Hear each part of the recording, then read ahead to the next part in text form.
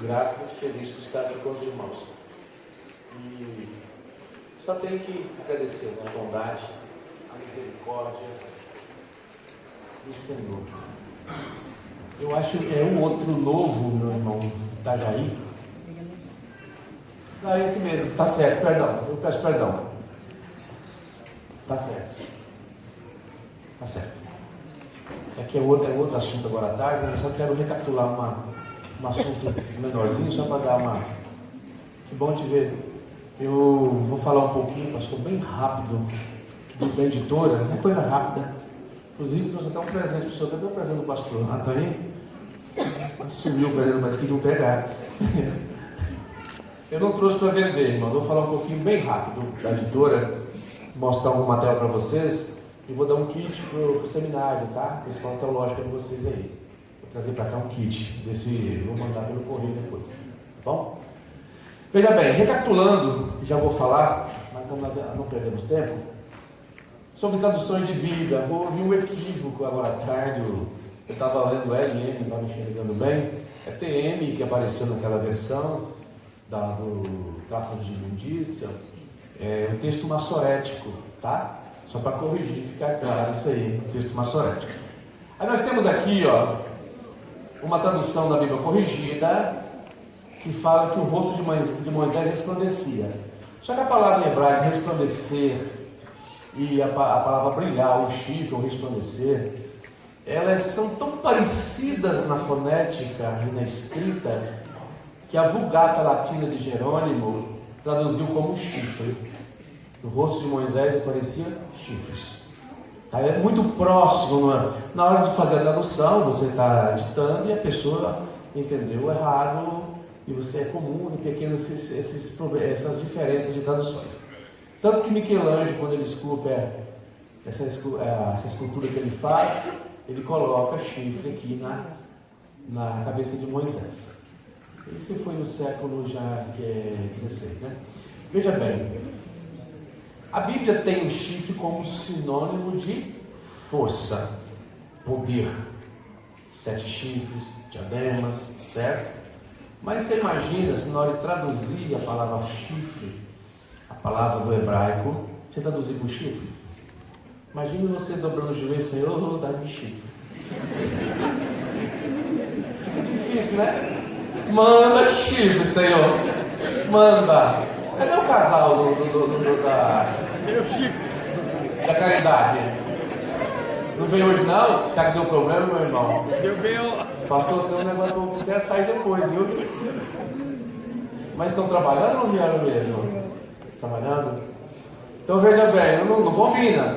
Então o processo de tradução é uma coisa linda, meu irmão. É um trabalho árduo, anônimo não, né? É um trabalho que não é evidenciado, tem holofote, isso é escondidas, é sigiloso, vai aparecer depois, fulano traduzindo. Nós temos no Brasil muitas tribos que não têm Bíblia na sua língua. E não tem levando tradutores. Você faz congresso, você convida lá, quem quer ser pregador? Tem uns montes. Pregador tem demais, irmãos. Hoje tem pregador para importar. E para enterrar também. E tem uns que só pregam besteira. Ensinadores são poucos, tradutores menos ainda. É um trabalho difícil, um trabalho árduo. E não existe uma tradução perfeita. Vai ter equívocos. E às vezes você precisa encontrar uma palavra equivalente. É o caso, nós estávamos brincando hoje, falando, mas com seriedade, a questão do amor e caridade. São duas coisas distintas. Não tem como, de maneira nenhuma, significar amor hoje. Pode ser no passado. Então, quando você vai traduzir, você precisa encontrar uma palavra que vai aproximar do original. É um trabalho difícil, é um trabalho árduo, mas é um trabalho lindo, né? Graças a Deus pelas várias traduções que temos na língua portuguesa. Pois bem, continuando um pouquinho então. Qual é o negócio que eu falhar? Isso aqui é minha família. Você vê? A família é linda, eu sou feliz, mas eu quero coisa feia para mim não. Minha esposa, psicóloga, minha filha de 18 anos, agora é recente. Essa foto tem 1 ano e pouco já. Ainda tinha uns cabelinhos melhor aqui. Esse é meu gurizinho, é do meu tamanho já. Graças a Deus pela família que Deus me deu. Essa é a nossa editora, é uma editora aberta recentemente, começamos há uns 3 meses, 3 obras iniciais. Amos Young, que é Quem é o Espírito Santo, inclusive a CPAD vai publicar a obra dele agora também. O Piscirillo, que já é conhecido, o livro Arbítrio Revisitado, já é conhecido, tem a obra dele publicada pela Reflexão. E O Poder Transformador da Graça, Thomas Oden, inédito no Brasil também. Dizem que é um dos melhores livros sobre a graça na língua portuguesa. Eu não trouxe para vender. Se alguém quiser depois, pode acessar o site www.editorapalavrafia.com.br, vai fazer seu pedido, a gente encaminha. Ou pode pegar meu telefone e pedir por telefone. O telefone está à disposição, não é sigiloso.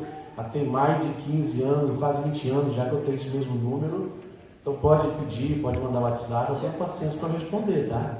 Às vezes de madrugada eu começo a responder um monte de coisa que fiz durante o dia. Então não se assusta não. A chegar a mensagem tarde da noite e que eu respondo nesses horários. Nós adquirimos recentemente essa obra de Michael Brown. É uma obra que vai dar não é bem uma refutação, mas ele vai dar uma resposta a John MacArthur. John MacArthur publicou um livro chamado Fogo Estranho. Está traduzido no Brasil. E esse livro, irmãos, ele coloca o neopentecostalismo e o pentecostalismo real, sério, tudo no mesmo pacote. Então é um livro que critica demais o movimento pentecostal. E o autor escreveu o Authentic Fire, que é fogo autêntico, mostrando que existe um pentecostalismo sério, clássico, que é o nosso, que nós pregamos na Assembleia de Deus. E esse livro conseguimos os direitos, começou a tradução, vai levar, acredito, espero que até novembro a gente consiga lançar essa obra. Avisaremos também, ok? Pois bem, eu não sou muito de fazer propaganda, é bem rápido mesmo, tá ok? Poderia falar também de umas obras que nós escrevemos em parceria e outras lá, mas vamos deixar isso para um outro momento para nós aproveitarmos o tempo. Veja bem, ainda na sequência da hermenêutica, vou passar para Gálatas. Eu quero deixar um esclarecimento. Eu sei que o assunto não se esgota aqui, não vai se esgotar esta noite, sobre questão de consciência. É muito comum uma pessoa ler a Bíblia, em algumas passagens falar de consciência, e dar o seguinte ensinamento: se a tua consciência te acusar, não faça. Se não te acusar, pode fazer, que não é pecado. Irmãos, isso é um ensino um pouco equivocado. A consciência, ser guiado pela consciência é um problema sério. Nós temos que ser guiados pela palavra. É ela que é o alicerce. Está gostando da sintonia, aleluia, na hora certa.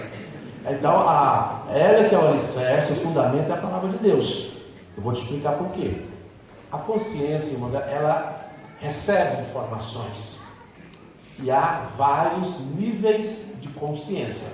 A coisa que para mim não tem problema, minha consciência não me acusa. Para você te acusa. Quem está com a verdade? Eu ou você? Por exemplo, vamos pegar exemplos práticos do nosso cotidiano assembleano, de Brasil afora.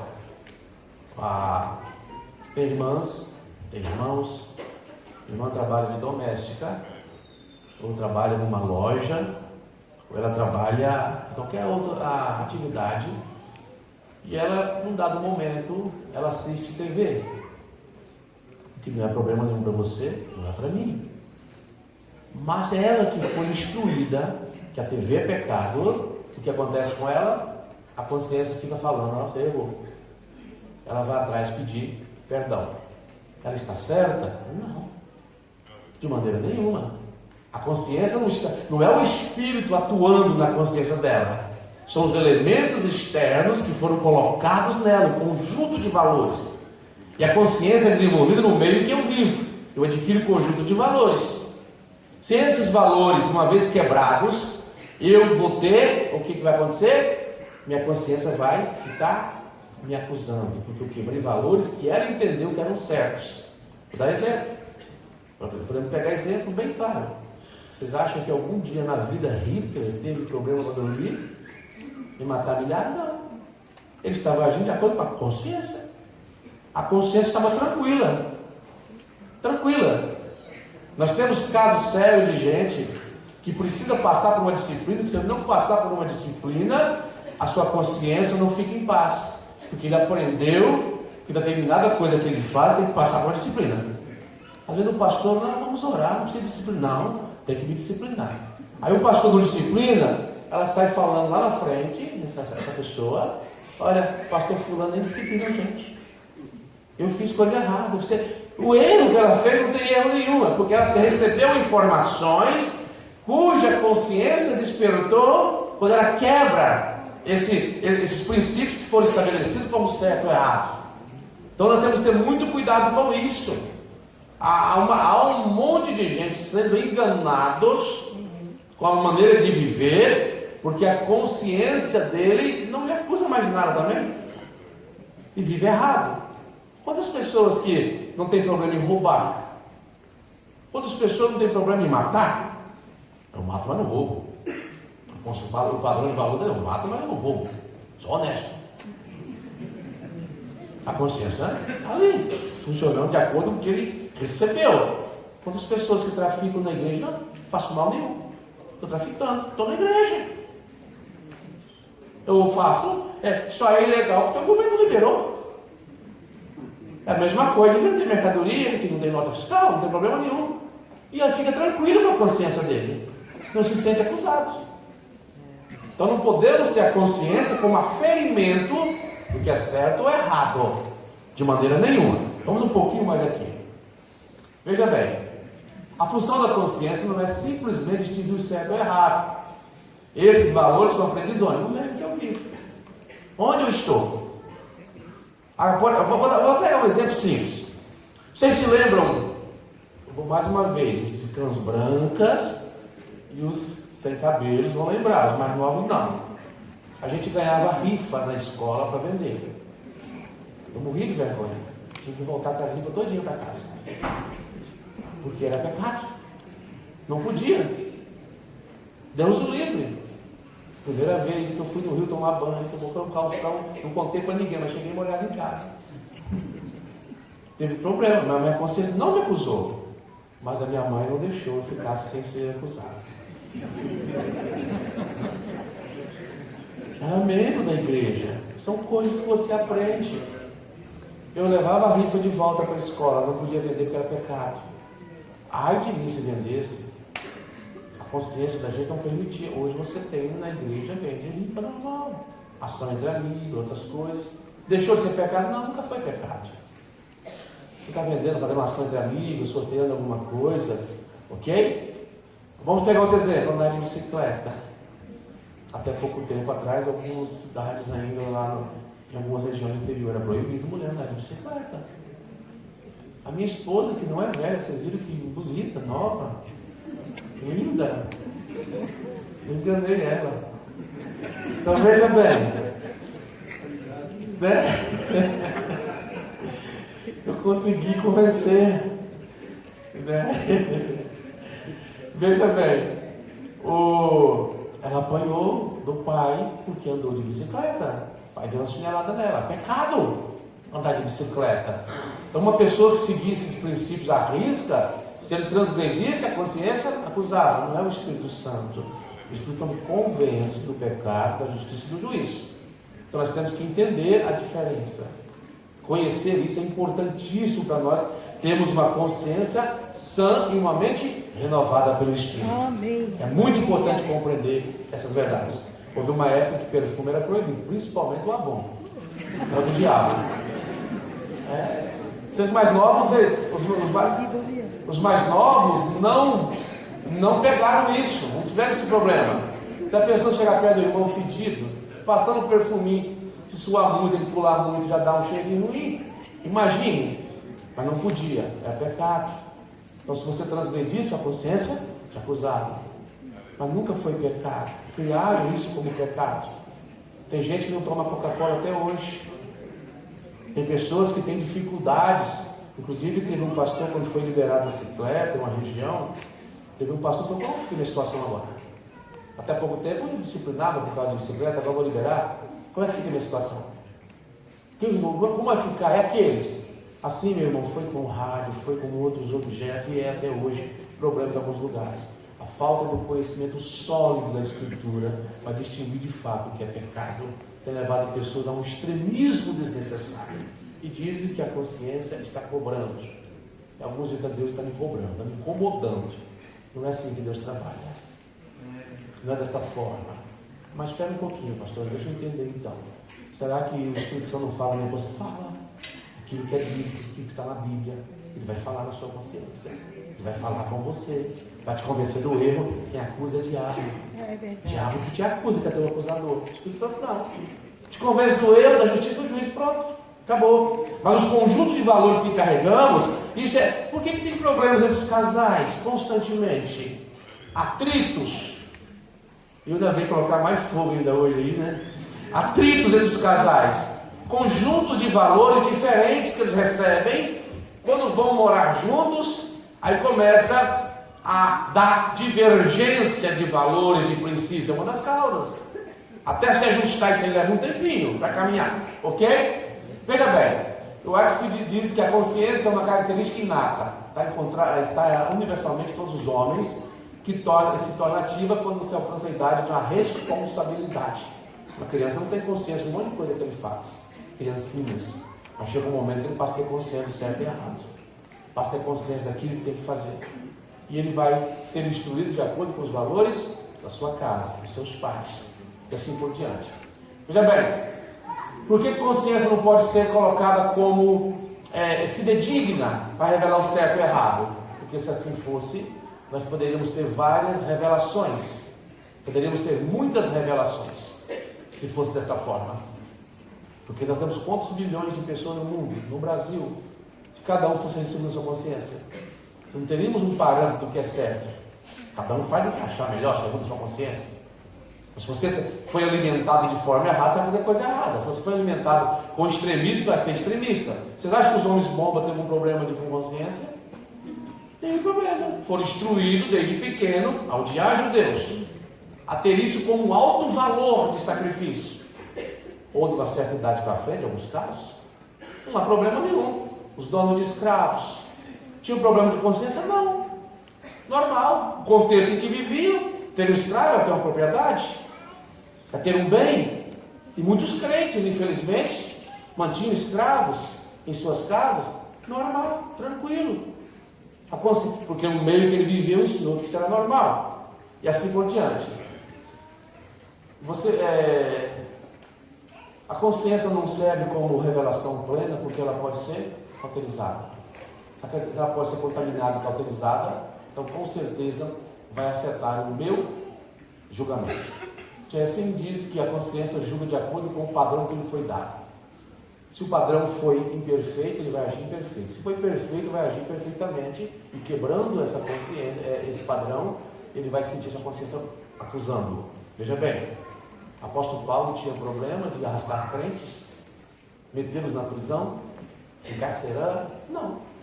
Porque ele estava agindo segundo os padrões recebidos. A consciência estava em paz. Estou trabalhando para Deus.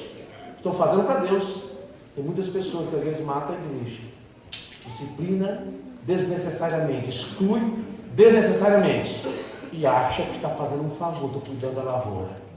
Acha que está fazendo um favor porque recebeu informações erradas. Recebeu um conjunto de valores que o obriga, ele, na sua psique, na sua consciência, a agir desta forma. Quando ele acha que alguém quebra esses valores, nós temos que buscar então onde encontrar o equilíbrio na palavra de Deus. Amém, aleluia. Ela é a fonte perfeita, a revelação digna da vontade de Deus para nossas vidas. Amém, Jesus. E nós temos que buscar boa, perfeita e agradável vontade do Senhor para nós. Por isso a mente tem que ser renovada, a metanoia, o processo de renovação da mente. Porque nós estamos contaminados, nossas consciências, com as coisas do mundo, com o sistema religioso. A parábola você encontra, por exemplo, do bom samaritano. Você tem o sacerdote, o levita, passou tranquilo, sem nenhuma consciência. Afinal, eles estavam agindo de acordo com a religião. Não estavam infringindo nada. Não podia tocar cadáver, não podia ficar morto. Aí eu estou contaminado, não poderei celebrar, não poderei oficiar lá no templo. Estava agindo correto, segundo a sua religião. Mas passa o moço, onde Jesus quer mostrar o amor ao próximo. Quem é seu próximo? Passa o samaritano, vai lá e faz a boa coisa. O judeu odiava o samaritano, na sua consciência estava tranquilo. Tem que odiar mesmo. O bom religioso judeu diz até que ele agradecia a Deus por ter nascido homem e não mulher, e por não ser samaritano, e não ser que nem os escribas, que nem os publicanos e pecadores. A consciência recebeu essa formatação. Exemplo, vamos pegar um aspecto religioso. Você tem problema em não trabalhar o sábado? Ou melhor, em trabalhar de sábado? Não. Você não tem nenhum problema. Você tem problema em comer carninha de porco? Nenhum problema. Ou tem? Porque você nunca foi ensinado que isso é errado. Mas o adventista, ele foi ensinado que é errado. Se transgredir isso, para ele é o fim. Sábado, não posso violar o sábado, não posso trabalhar. Se ele transgredir, para ele a consciência o acusa. Por que não acusa a gente? Não é o mesmo espírito? Porque não é o espírito. São os conjuntos de informações. Ficou claro isso? Amém? Está claro? Então nós temos que ser guiados pela palavra. Ela é infalível. Ela é infalível. Todo o nosso alicerce doutrinário e teológico tem que ser na palavra e não na nossa consciência. Porque a nossa consciência, irmão, é nossa. Se fosse necessário, se fosse para vivermos pela consciência, não precisaríamos da revelação chamada Bíblia. Não precisaríamos da palavra viva chamada Jesus. Não precisaríamos. Cada um ia viver de acordo com a sua consciência. E com certeza não teríamos o céu. Poderia citar muitos exemplos sobre isso, mas só quero trazer para tentar elucidar essa questão. É um assunto que não é muito falado. Eu vejo vários lugares, vive de acordo com a sua consciência. Principalmente o homem adúltero, a mulher adúltera, que aprendeu, não tem problema, você tem relação. Depois de um estudo desse em determinado lugar, alguém me procurou, olha, minha consciência me acusa de ter relação com minha namorada. Mas a minha namorada acha que é normal. Eu falei, mas a sua namorada está errada. E você está agindo assim porque você teve uma informação da Bíblia sobre isso, alguém te ensinou que isso não é certo. O namorado dele não era crente, veio do mundo. E acontece o inverso também. No mundo é normal. Até os pais deixam os filhos dormirem com o namorado em casa, é normal. Mas para o crente não é normal. Aí não é uma questão de consciência. Valores bíblicos, princípios bíblicos. Então, se você transgredir isso, a consciência vai ser despertada. Porque você aprendeu a palavra de Deus. O Espírito Santo vai te tocar que está errado. Então, aliás, que nem precisaria do toque dele. Você já aprendeu que isso é errado. Mas ele vai tentar te mostrar, te convencer. Para que você não vá para o mundo, não caia em pecado.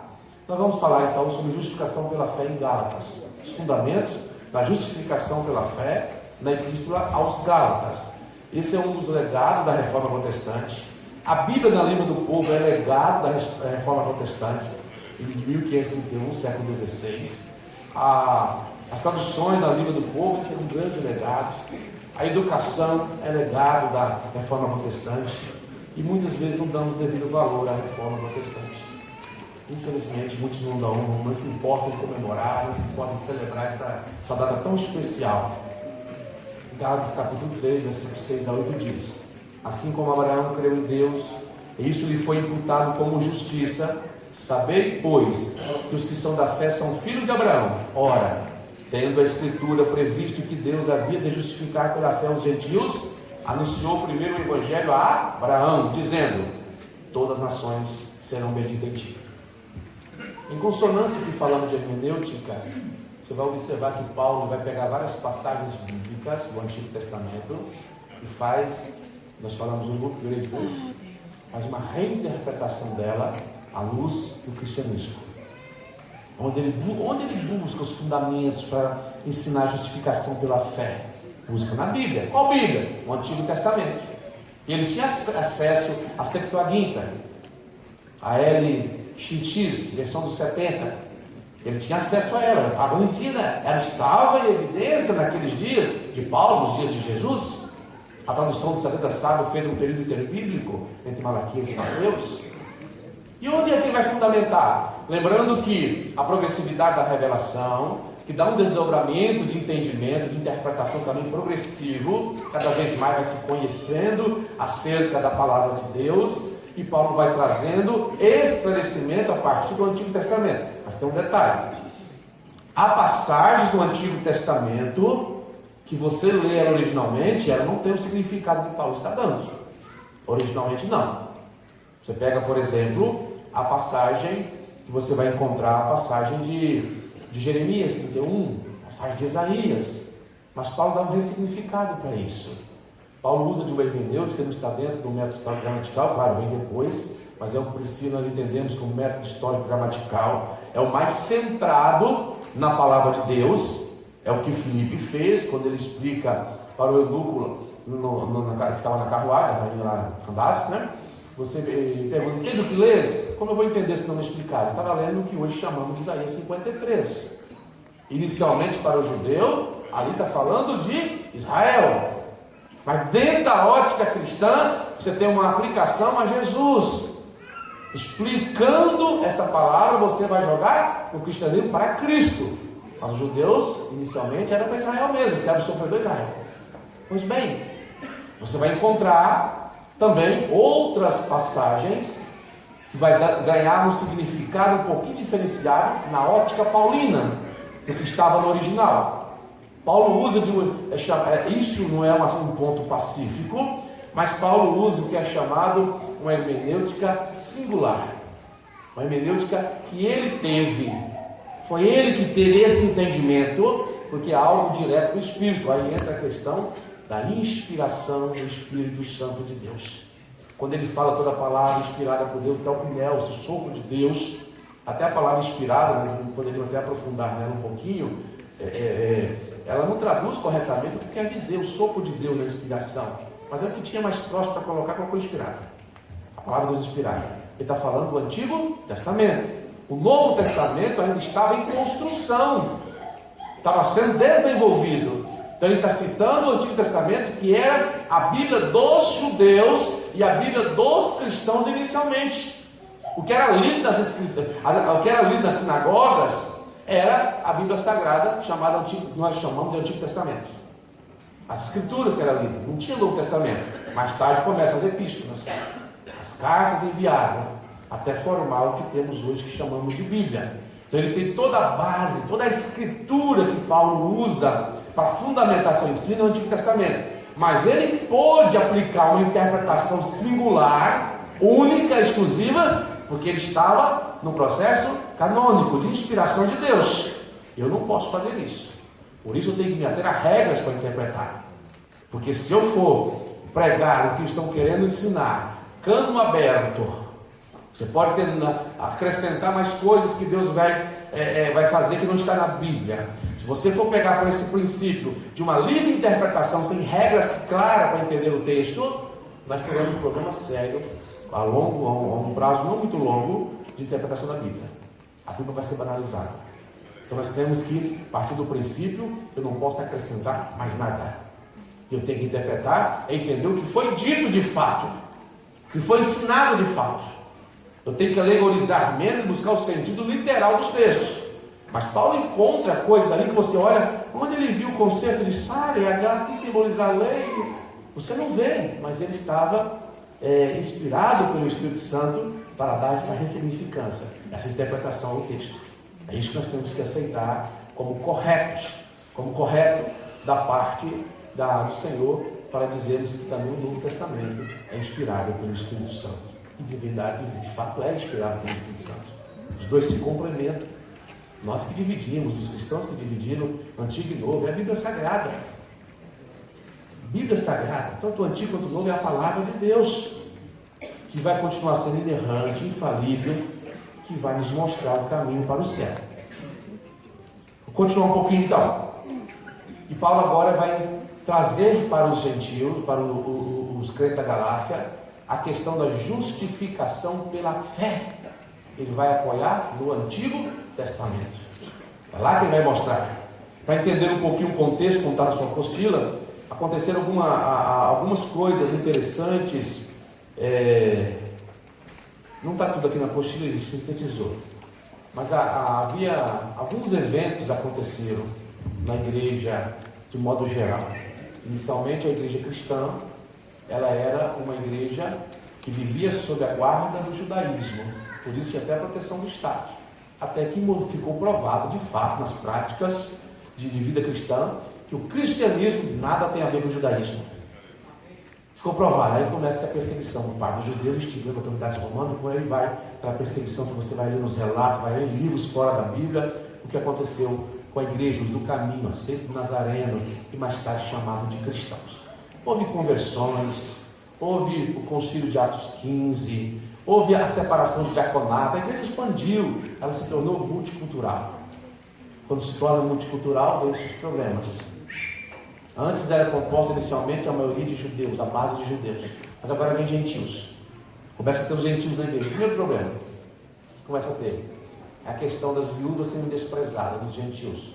As viúvas dos judeus eram bem cuidadas, porque por tradição e por religião sabiam cuidar da viúva, cuidar da lei. Mas os gentios não tinham esse costume. Então começou os atritos. Foi onde instituiu o diaconato. Foi preciso instituir o diaconato para que os apóstolos continuassem com a palavra. Pois bem, aí você tem a evangelização de Samaria, que recebeu a palavra de Deus, o Espírito Santo, salvação de Cornélio, a igreja cresce, gentios está fazendo parte da igreja. Aí começam os judeus, os crentes judeus, querem obrigar os gentios a guardarem as práticas judaicas do judaísmo.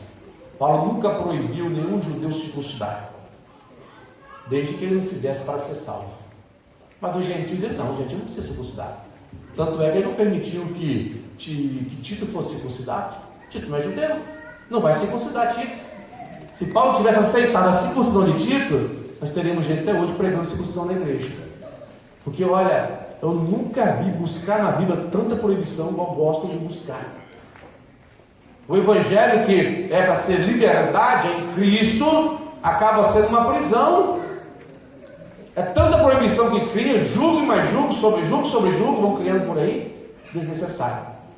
E na Galácia, o que acontece na Galácia? Paulo prega, forma-se a igreja na região da Galácia, a igreja forte, ensinada, mas tem um problema. Paulo se afasta, tem que abrir novos trabalhos, e começam os chamados judaizantes, querendo obrigar os gentios a praticar a circuncisão e guardar ainda rituais do judaísmo. Imagina aquele monte de preceito e nunca salvou ninguém. É aí que entra a carta de Paulo aos Gálatas, a necessidade de escrever. E esses falsos mestres ainda acusavam Paulo de não ser apóstolo. Ele não é apóstolo, ele é um falso apóstolo, ele não andou com Jesus, ele nem esteve com Jesus. E começou as acusações. Então Paulo se vê na obrigação de fazer uma defesa. Poucas vezes Paulo fala de si, são pouquíssimas vezes. Ele chega a dizer, em dado momento, se eu tiver que gloriar, eu quero gloriar na minha fraqueza, eu não quero me exaltar. Eu vou gloriar nas minhas fraquezas. Que quanto mais você gloria-se nas suas fraquezas, mais você sabe que o Senhor é maior e todo-poderoso. Paulo não tinha ostentação, não queria ostentar que era apóstolo. Daqui no dia eu vou criar um cargo aí de arcanjo, né? Que apóstolo todo mundo está sendo já. Apóstolo, apóstola. Vai ter agora você é arcanjo tem um preso lá em Cuiabá.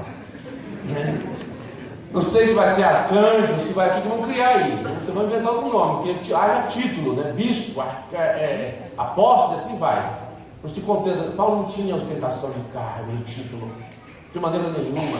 Os coríntios acusavam ele de não ser bom de retórica, não saber falar. Ele fala, não. Ele começa a falar. Vocês que for para se gloriar, vão gloriar na minha fraqueza. Mas tem uma coisa, olha, houve um homem que foi o terceiro céu. A credencial de Paulo. Ouviu coisas inefáveis, não posso nem transmitir para vocês. É coisas inefáveis porque esse homem ouviu. Não posso falar. Todavia, não vou me gloriar, vou gloriar. Se tem alguma coisa que eu vou me vangloriar, é a minha fraqueza. Nisso sim. Então Paulo não ficava, irmão, querendo ser isso ou aquilo. Paulo não ficava com ostentação. Aí ele escreve a carta aos Gálatas. E a carta vem dividida em 3 partes principais. 3 argumentos ele usa. Primeiro, capítulo 1 e 2. O capítulo 1 e o capítulo 2, ele vai fazer um argumento biográfico e uma defesa do seu apostolado. Ele precisa fazer uma defesa do seu apostolado. Precisa entender quem é Paulo. Precisam saber quem ele é. Mas não é para se vangloriar, para que eles entendam, não, gente. Eu sou o apóstolo. Ele fala ainda, pela graça do Senhor, né? Segundo a vontade de Deus. Não é por homem algum, não sei, eu não sou devedor a ninguém, nenhum homem. Eu não fui separado por conchavos políticos eclesiásticos. Eu não fui separado por acordo. Eu não molhei a mão de ninguém. Não paguei suborno. Eu fui chamado pelo Senhor. Coisa boa. Que consciência tranquila. Apóstolo segundo a vontade do Pai. E não segundo a vontade dos homens. Então ele precisa fazer esse argumento defendendo o seu apostolado. É necessário ele fazer isso. que estavam avacalhando com ele, falando mal dele e tentando convencer os crentes da Galácia a não aceitá-lo como apóstolo. É o que nós chamamos de legalismo. Começaram a criar um monte de norma para os crentes gentios. Tem que seguir aquilo outro, assim por diante. Legalismo, irmão, é um problema sério. O legalismo impede da pessoa enxergar e ver a glória de Deus, que o legalismo conduz a um mérito que nós não temos. Uma meritocracia diante de Deus que nós não temos. Ninguém merece nada de Deus, não. Nada que você fizer vai mudar. Somos pecadores, destituídos de toda a glória e todo o direito. Mas é a graça de Jesus. É ela que nos resgata. É um amor incondicional. Legalismo, irmãos, eu chego a dizer que é uma praga dentro da igreja do Senhor Jesus Cristo.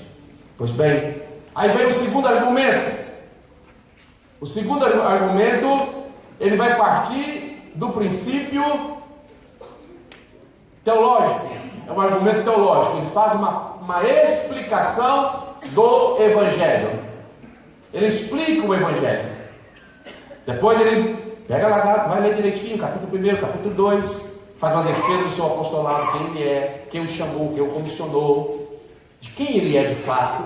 E depois vai para o capítulo 3 e 4. Ele vai fazer um argumento teológico, uma explicação do Evangelho. No capítulo 5 e 6 ele faz uma aplicação do Evangelho. Olha que sistemática. Ele vai retomar esses temas também de justificação pela fé lá em Romanos.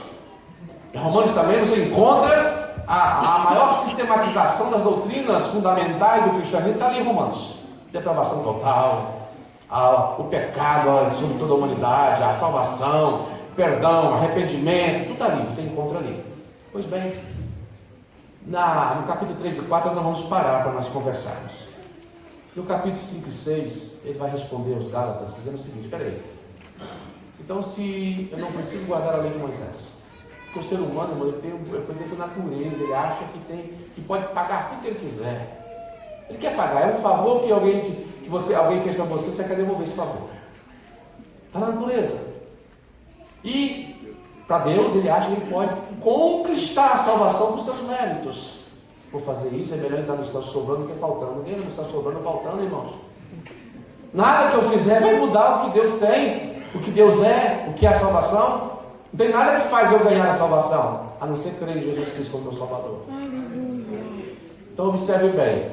Mas espera aí, se eu não preciso guardar a lei, 613 preceitos, mas um monte de arranjos, um monte de acréscimos, tradições, se eu não preciso fazer isso, eu vou pecar. Então eu vou ver pecado. Porque não tem mais nada que vai me restringir. E Paulo vai no capítulo 5 vai dizer justamente: não, você não é espírito. Se você andar em espírito, você não vai cumprir a concupiscência da carne. Justamente o que ele apresenta, o que é a concupiscência da carne. O que é o fruto da carne, a natureza caída. Aí você vai no versículo 22 de Gálatas 5. O que é o fruto do Espírito? Amor, paz, benignidade, bondade. Olha lá, fruto do Espírito. 9 virtudes do fruto do Espírito. Isso é gerado em nós. É gerado em mim, no meu espírito, dentro do ser humano, de cada crente. Vamos trabalhar do Espírito Santo. Por isso que a santificação, a Bíblia bem clara em Tessalonicenses: vosso espírito, alma e corpo. Não é de fora para dentro, é de dentro para fora a santificação. Colocar um paletó em cima dessa barriguinha grande aqui não me faz santo. Vestir uma gravata não me faz santo. Haja vista a nossa nação política. Não me faz santo de maneira nenhuma. A santificação começa dentro de mim. Dentro de mim começa a santificação. Obviamente que eu vou me portar de forma decente, na maneira de viver, de vestir, na maneira de andar, de proceder. Então Paulo dá a receita para ele da aplicação do Evangelho. Não precisa se preocupar, não. Não é guardando preceitos, guardando isso, aquilo, outro. Davi não tinha celular, não tinha smartphone, não tinha Facebook, não tinha nada. Mas da janela da casa ele olhou uma mulher bonita tomando banho, seu coração desejou. E o que aconteceu? Pecou. Da tragédia, você conhece a história dele, né?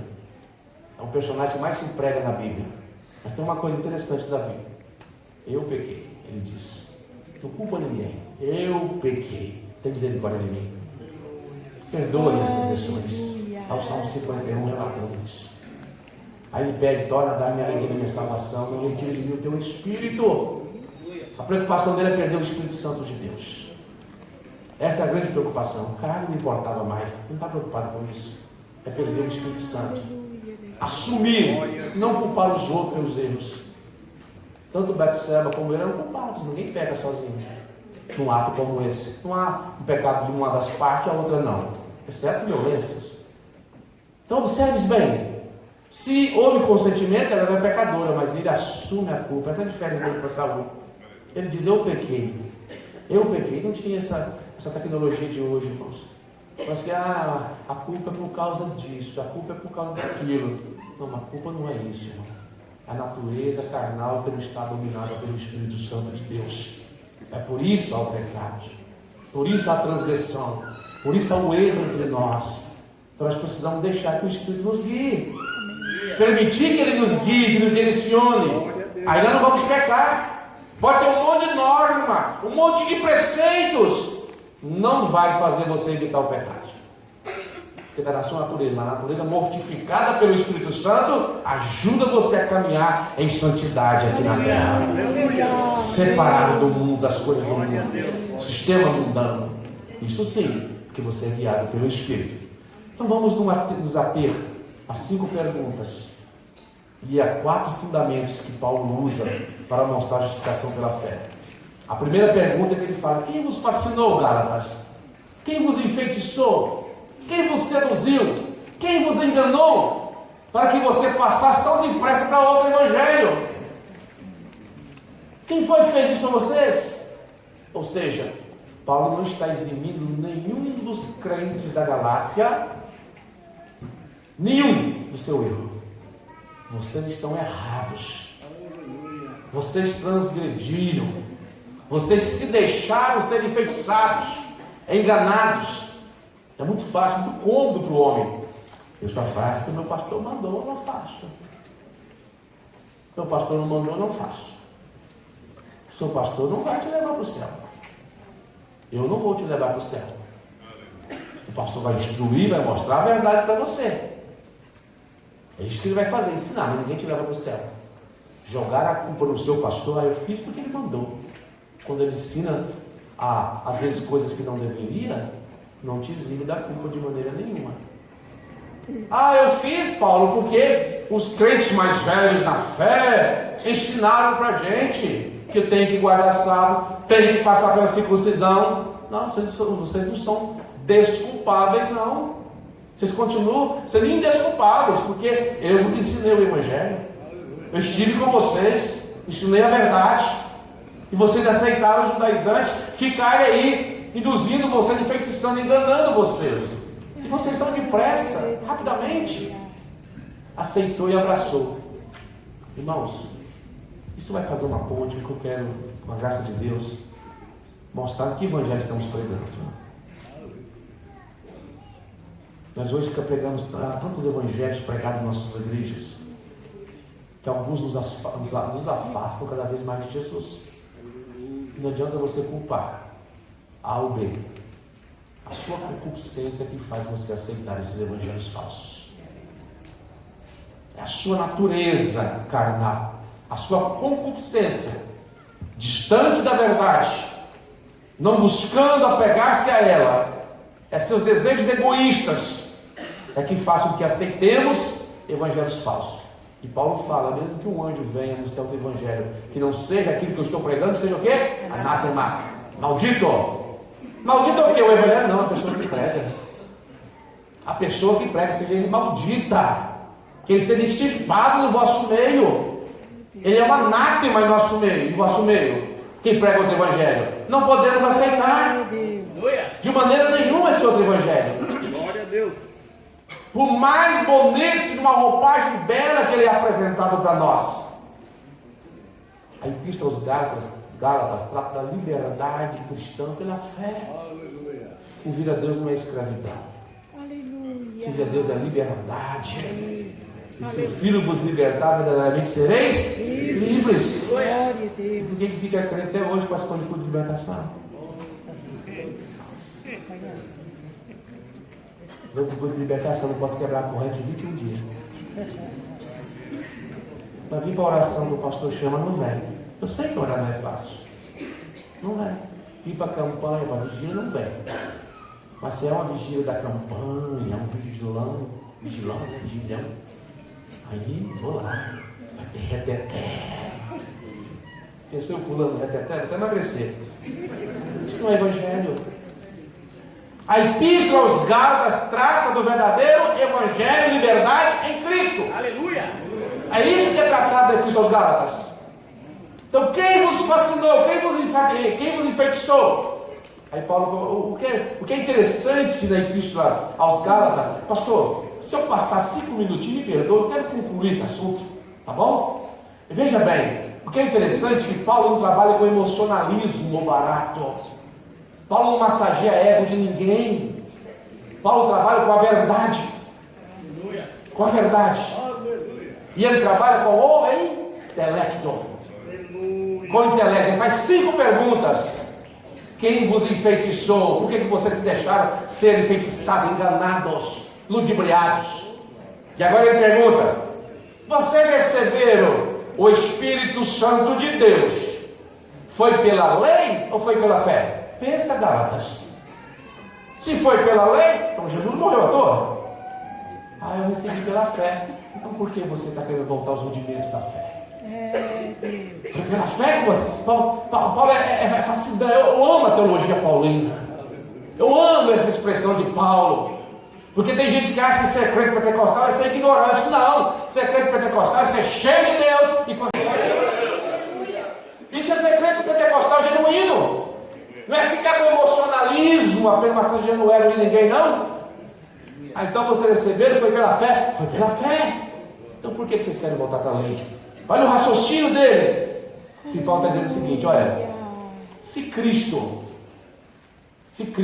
teólogo jeito que se fala sobre isso, se Cristo precisa, se eu tenho uma fé em Cristo que precisa ser suplementada, adicionada, eu bebo essa água, eu coloco mais água, estou suplementando, estou complementando. Se a minha fé em Cristo necessita ser complementado pelas coisas da lei, ou por qualquer outra coisa que você crie nos dias de hoje, espera aí, então Cristo está sendo suplantado, Cristo está sendo substituído, então Cristo é obsoleto, não preciso de Jesus.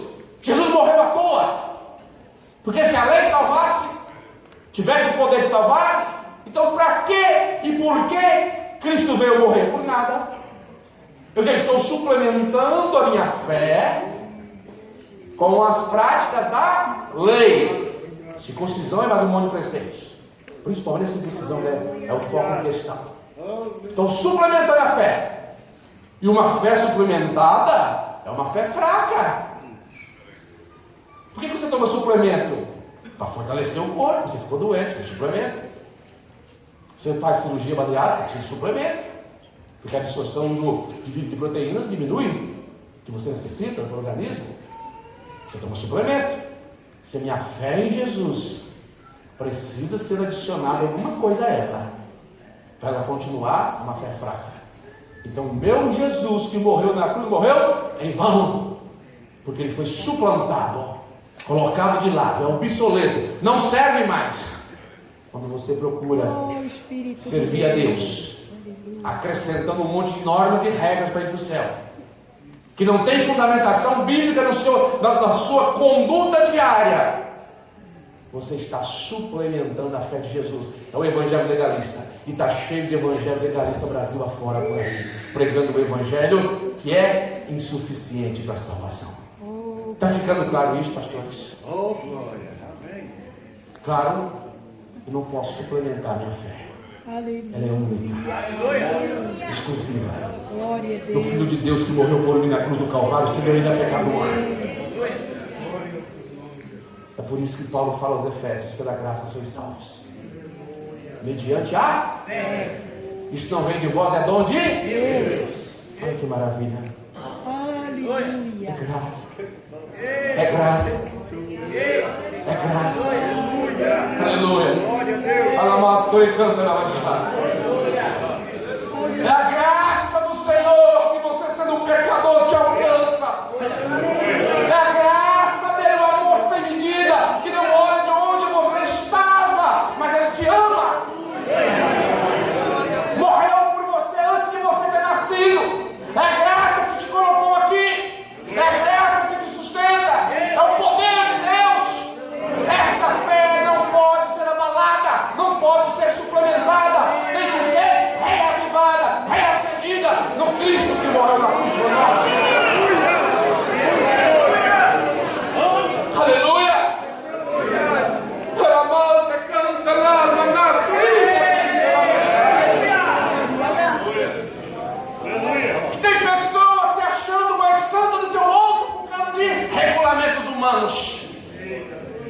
esquecendo que se não for a graça de Deus, morreremos em nossos delitos e pecados.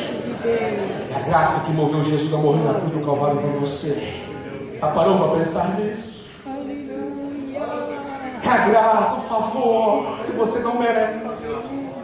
Ele desce do céu e morre na cruz por você. Não suplemente a fé. Alimente-a com a palavra. Alimente-a com a oração, com a dedicação. Aleluia. Aleluia. Glória a Deus. As Escrituras, a palavra de Deus é o suplemento necessário. Esse sim, vitamina do céu. Ela vai sustentar você na fé. Eu prego que a fé vem pelo ouvir e o ouvir da palavra. Então a ausência da palavra, o que faz? Mata a fé. Mata a fé. Quando eu deixo de pregar a palavra na igreja, a igreja morre. A igreja definha.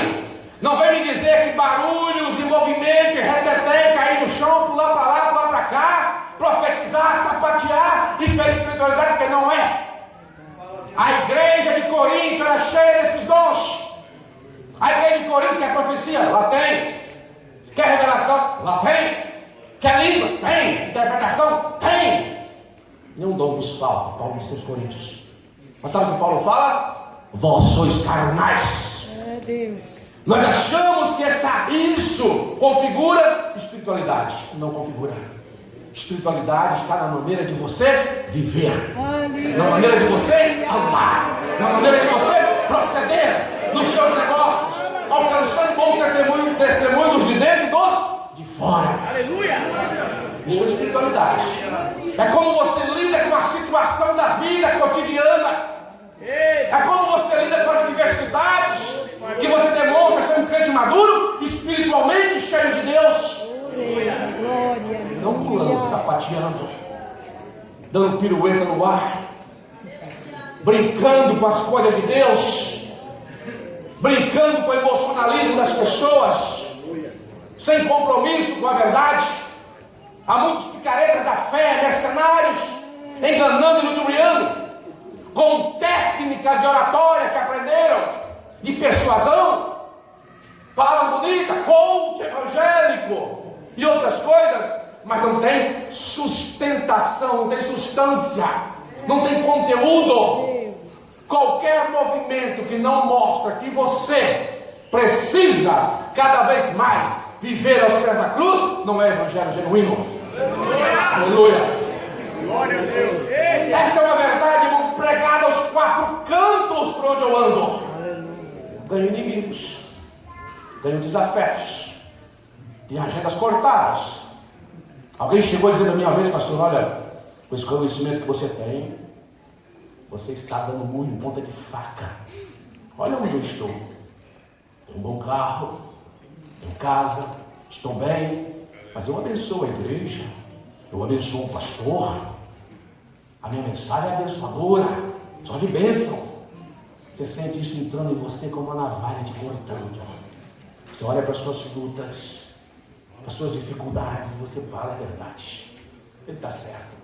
Você quer desistir. Vou parar com esse negócio. Mas quando você começa a ler a Bíblia e começa a buscar a Deus,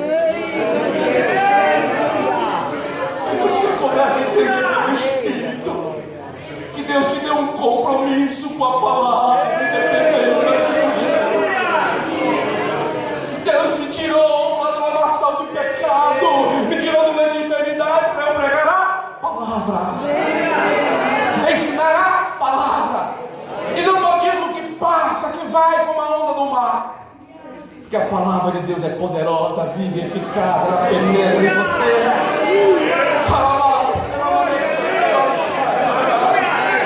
Ela entra em você, ela aponta os seus pecados, ela mostra o caminho do céu, ela exige em cada um de nós mais santidade, mais santificação pelo Espírito.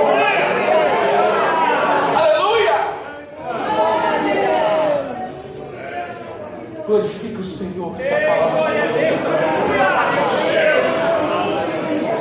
que esse seminário seja marcado na sua vida, na sua história, na sua caminhada cristã, como um seminário onde Deus brada realmente do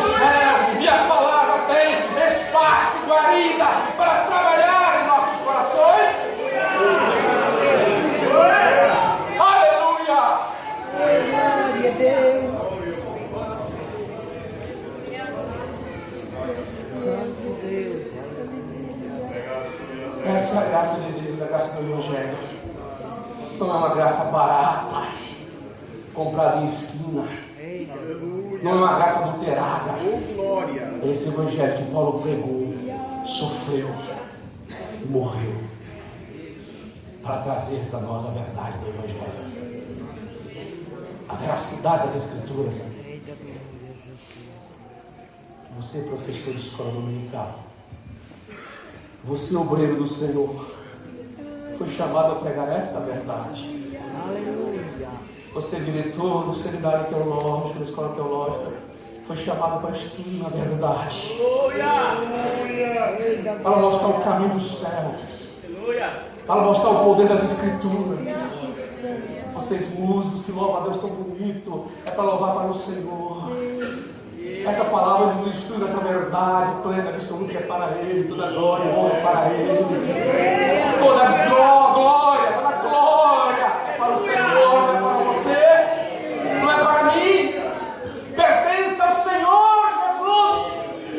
Esse evento maravilhoso que vocês estão presidindo, a glória e honra é para o Senhor. O ministério que Deus confiou, a glória e honra é para o Senhor. Aleluia. O chamado que Deus fez na tua vida é para honrar e glorificar o nome de Deus. Não aceite menos do que isso. Não aceite menos do que isso. É para honrar e glorificar a Deus. Pegue teus filhos, entregue para Deus. Glória a Deus, aleluia. Diga como Josué: e minha casa vamos servir ao Senhor. Nas minhas conversas com o pastor Adilson, pude aprender esses dias. Esses dias não de hoje, né? Mas eu aprendi. Estou sempre aprendendo, irmãos. Quero colocar em prática. Oh, glória a Deus. Quero colocar em prática. Conheci o pastor hoje, mas meu coração já o ama. É um pai. É alguém que está preocupado com a sua alma. Aleluia! E quer te mostrar o caminho do céu. Muitos de vocês não conhecem, não têm ideia do que estão fazendo com o Evangelho por aí. Não têm ideia do que está acontecendo com as nossas igrejas por aí. E quantas pessoas arrogantes, cheias de prepotência, achando que é melhor do que os outros por causa de usos e costumes, por causa de valores humanos, esquecendo a veracidade do Evangelho, a transformação que começa de dentro para fora. Aleluia. Há muito, irmãos, a ser estudado. Há muito a ser falado sobre isso. Já foi estudar em Epístola aos Gálatas, 1 hora é pouco. Estamos fazendo uma pequena introdução para você entender. Vai estudar, procure o diretor teológico, a escola teológica, matricule-se lá, aprofunde mais nas Escrituras. Aprenda a palavra de Deus. Glória a Deus. Paulo faz mais uma pergunta. Vocês iniciaram no Espírito, agora querem viver pela carne, ou seja, começaram pelo Espírito, já que vocês receberam o Espírito pela pregação da fé. E agora querem continuar pela carne, ou seja, querem continuar através de seus próprios esforços. É isso que vocês querem fazer? Quarta pergunta. Será que foi tudo em vão? Que vocês já sofreram por amor do Evangelho? Perseguições? Então foi em vão. Peraí. Então se eu vou voltar para o judaísmo, tudo que eu sofri foi à toa. Não precisava sofrer. Foi em vão. Este que Paulo está apelando aos Gálatas. Mas pense bem, Gálatas. Todo o sofrimento que vocês tiveram por causa do Evangelho foi em vão, então. Sofreram à toa. Não precisava sofrer, porque vocês não estavam crendo na verdade. A verdade é essa que vocês querem agora serem guiados por ela. Quinta pergunta. Quem dá o Espírito e faz milagre, faz pela lei ou pela fé? É claro que eles vão responder pela fé. Então, Gálatas, se é pela fé, por que vocês querem voltar para a lei? Por que vocês querem voltar para rudimentos humanos? Por que vocês querem ser guiados por preceitos de homens e não pela palavra? E agora Paulo vai fundamentar no capítulo 3 e 4, fundamentar de onde ele tira então a justificação pela fé. Então vamos encerrar aqui, nessa parte aqui, tá? Primeiro, Abraão. Abraão creu e isso foi imputado por justiça. Mas eu sou descendente de Abraão. Paulo vai dizer, não é só o judeu da carne que é descendente. O verdadeiro descendente de Abraão é o pela fé. É o que é da fé. Vocês estão se vangloriando em descender. Quantas pessoas se vangloriam, irmãos? Eu sou da Assembleia de Deus. E daí? Antes da Assembleia de Deus tinha Evangelho. Antes da Assembleia de Deus tinha Jesus que morreu por nós na cruz do Calvário. E daí? É isso que Paulo está falando para eles. E daí? Vocês são descendentes de Abraão. E daí? Todo aquele que é da fé é descendente de Abraão. Eu e você somos descendentes de Abraão pela fé. E Paulo vai explicar. É por isso que foi ensinado primeiramente, anunciado o Evangelho por Abraão. Por isso que ali foi anunciado primeiro Abraão. Foi anunciado o Evangelho. Paulo vai dizer isso. Mas espera aí, Paulo. Se a justificação de Abraão foi pela fé, tem uma coisa que você não está levando em consideração. A lei foi dada 430 anos depois. Não vou discutir a questão dos 430 anos aqui. Não dá tempo. Então, a lei veio depois da fé. Paulo vai dizer para os Gálatas: não tem problema. A lei não anula a promessa da fé. O que Paulo está mostrando é o seguinte: antes da lei, antes de existir a lei, já existia o Evangelho da fé. Já seria pela fé. Então não venha com esse argumento. É pela fé. E uma lei dada 430 anos depois não anula a promessa de Deus, porque foi Deus quem prometeu. Que é maior do que Abraão. Que é maior do que a lei. Não vai anular a promessa da fé. Em ti serão benditas da terra, todas as nações da terra. E ele continua explicando. Aí ele vai mostrar. Vai mostrar que quando Deus fala, Deus não fala descendente, fala o teu descendente. Que é quem? Jesus. E eu sou salvo pela fé em Jesus, descendente. O descendente direto. Sou salvo por essa fé. Olha que argumento sensacional, fantástico. Se Deus me der condições, eu quero escrever um livro falando sobre Gálatas. Que argumento, como ele trabalha, que maestria, para ensinar, para mostrar, para fazer a mente funcionar. Tem igreja que parece que tem aquele negócio que guardava chapéu antigamente, né? Porque o crente que andasse sem chapéu também teve um problema. Não sei se vocês pegaram essa época. Não dava nem receber nem para o Senhor se eu tivesse com o chapéu. Tinha um lugar para você pôr o chapéu lá na igreja. Tem crente que acha que a igreja você chega e guarda a sua mente ali. Para você só uma emoção, não, irmão, só essa mente tem que ser conservada sã diante de Deus. E você é muito mais inteligente que quando estava no mundo. Para começar, o temor ao Senhor é o princípio da sabedoria. Pois bem, e Paulo vai mostrar então que aquele que morre no madeiro é maldito. Na sua apostila, página 19, maldito todo aquele. Maldito quem não praticar todas as coisas da lei. Também vai mostrar que é maldito aquele que morre no madeiro. Jesus fez essa maldição por nós. O que Paulo está dizendo é o seguinte: olha, Deuteronômio 27, você tem a lei, você não vai conseguir cumprir a lei, e você vai cair na maldição. Maldito todo aquele que não pratica as coisas da lei. Deuteronômio 27, 26. O fundamento de Paulo é na Bíblia. Paulo não busca fundamento em revelação. Paulo não busca fundamento em supostas visões. Paulo não busca fundamento em ida e voltas ao inferno. Paulo não busca fundamento em experiência pessoal. Simplesmente ele a usa para argumentar logicamente de forma sensata. Mas o seu fundamento é o quê? Palavra. Aleluia! Esse é o fundamento. Palavra. A palavra é o fundamento para eu trazer uma doutrina para a igreja, para eu ensinar a igreja. Atos 2:42, permanecendo na doutrina dos apóstolos, que era embasado onde? No Antigo Testamento, na palavra de Deus, a palavra que existia. Ali está o fundamento das doutrinas. Então, você voltando para a lei, Gálatas, você está se fazendo maldito. Você será maldito. Isso já fez maldição por nós. Porque você não vai conseguir cumprir os preceitos da lei. Você não vai conseguir cumprir. Não adianta eu guardar todos e transgredir um. Não adianta eu guardar 612, transgredir um. Sou culpado de toda a lei.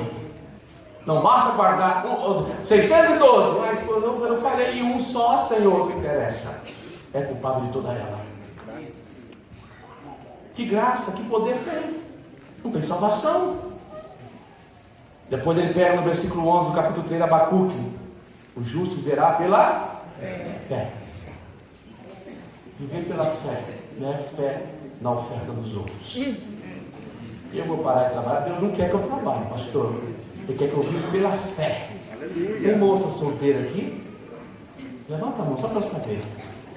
Não tem? Não tem moça aqui nessa igreja? Vou trazer o professor Jonas aqui, não vou fazer mais não. Ninguém está aqui, solteiro? Ah, tem ali, leva a mão para eu ver. Vai aí, ó. Alguém vai te ver na internet, vai vir cá te visitar. Preste bem atenção. Você encontrar um rapaz assim, não trabalha, não estuda, e eu tenho chamada para viver pela fé. Escapa-te por tua felicidade. Quando eu falo para jovens, eu sempre gosto de frisar muito isso. Escapa-te por tua felicidade. Esse camarada não vai dar em nada. Viver pela fé, eu e você vivemos. Viver pela fé, viver a vida de salvação que você recebeu, de santificação pela fé no Cristo que morreu por nós na cruz do Calvário. Isso é viver pela fé. Eu e você vivemos pela fé.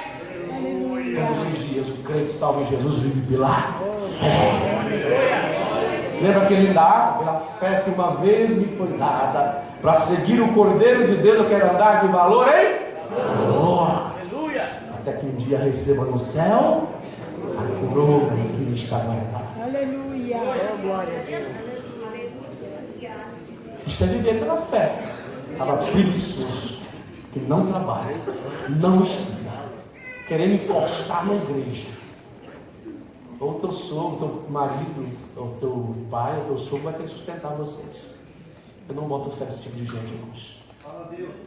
Não boto fé nesse tipo de gente. Tem preguiça de trabalhar. Eu sei que há momentos na vida que talvez você precise deixar tudo. Vai deixar tudo, não vai deixar nada. Não trabalha, não faz nada, não tem que deixar nada. Gosta de visitar, principalmente meio-dia, 18 horas, 19 horas. Escapa, jovem. Isso é um livramento de Deus, de verdade, viu? Sai fora, foge desse homem. Urgente. Vamos caminhando para o final. Paulo vai falar que a lei não tem procedência na fé, mas quem observar por ela viverá. Ou seja, a lei não procede da fé, mas se você observar a lei, você vai viver, mas não vai ser salvo. A lei não fala de salvação. Aí Paulo vai explicar, não vou entrar nesse detalhe, não é que seguiu a lei, do diário, de um condutor, de um tutor, até que você se tornasse de maior, né? Tornasse maior de idade. Então você espiritualmente era menor de idade. É o que Paulo está dizendo. Mas Jesus Cristo morreu na cruz. Aleluia. E agora você alcançou a maioridade espiritual. Agora você é filho. Você é filho, você é herdeiro. Se é herdeiro, tudo que é de Cristo é teu. Mas não é seu mérito, os méritos são de Jesus, o nosso Salvador. É fantástico ou não é fantástico a epístola de Paulo aos Gálatas? Que coisa maravilhosa, tremenda. Já vou encerrar dizendo, irmãos, para vocês.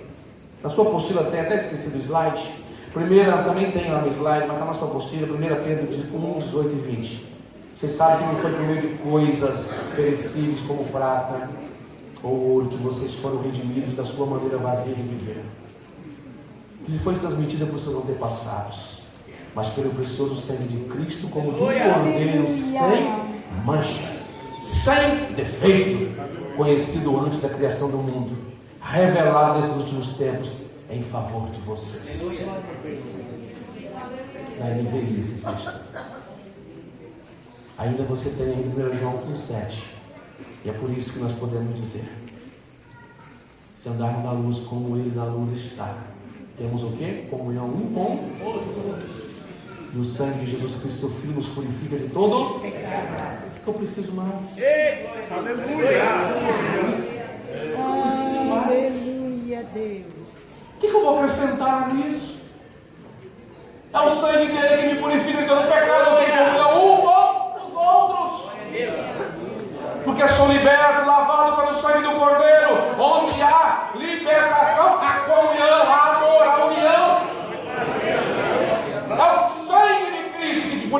pelo pecado, não foram as obras mortas da lei, nem suas obras de justiça pessoal própria, mas é o sangue do Cordeiro. Que maravilha! Uma igreja instruída na palavra, uma igreja que vence o mundo. Uma igreja instruída na palavra, uma igreja forte. Uma igreja instruída na palavra, uma igreja unida. Esta é a igreja instruída na palavra. A igreja que sabe quem ela era, onde está e para onde vai. Palavra, Bíblia. Menos emocionalismo e mais palavras em nossas igrejas. É o que nós precisamos. Para fechar, eu pedi 5 minutos. Para fechar, Hebreus capítulo 10, os escritores hebreus deixam bem claro. Irmãos, temos plena confiança em entrar no Santo dos Santos. Eu não vou ler o resto do versículo 19 a 22. O escritor hebreus está dizendo o seguinte: preste bem atenção, ele está escrevendo aos hebreus. O Santo dos Santos, ninguém entrava a não ser o sumo sacerdote. Uma vez por ano ele se purificava. Por isso essa história de cordinha, irmãos, é conversa fiada. Que cordinha para puxar o sumo sacerdote se ele morresse lá dentro. Antes dele entrar, ele se purificava. Já estava purificado, não ia morrer. E ele entra, o sumo sacerdote entrava, oferecia sacrifício por si e pela nação, mas esse sacrifício não era perfeito. Nenhum judeu jamais se atreveria a entrar no Santo dos Santos, iria morrer. Só o sumo sacerdote, vem Jesus, nosso sumo sacerdote segundo a ordem de Melquisedeque. Uma vez só, ele entra no Santo dos Santos celestial, oferece a si mesmo como um cordeiro sem mancha, sem pecado, sem mácula, que tira o pecado do mundo. Ele é o oficiante do sacrifício, e por esse cordeiro, por esse sangue vertido da cruz, eu e você temos perdão dos pecados.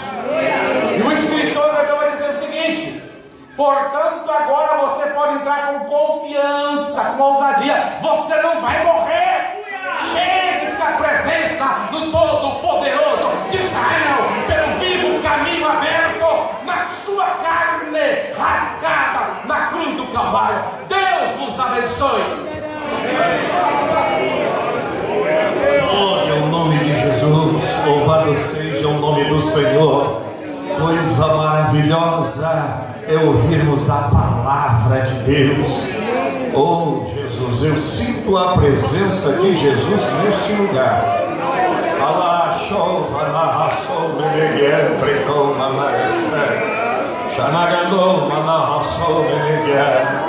Nós precisamos, nas nossas igrejas Assembleia de Deus, em todo o mundo, menos emocionalismo e mais palavra, mais palavra, mais palavra, mais palavra.